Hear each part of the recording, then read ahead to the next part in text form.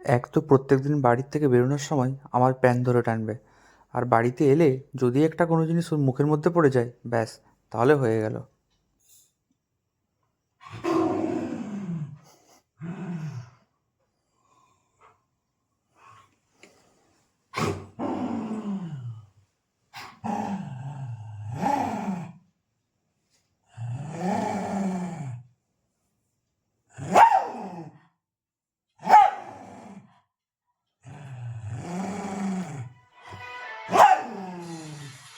এবার মাফলারটা না নিয়ে ওপরে যেতেও পারছি না, তাই ভাবলাম কিছুক্ষণ শুয়ে শুয়ে টাইমটা পাস করি।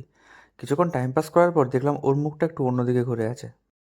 ভাবলাম এবার মাফলারটা নিয়ে নিই, তাই টুকটুক করে পাটা আগে ফেললাম, কারণ পাটা না ফেললে হচ্ছিল না, ঠিক লাগাল পাওয়া যাচ্ছিল না। তোমাদের কি মনে হচ্ছে, এটা কি আমি নিতে সক্ষম হবো?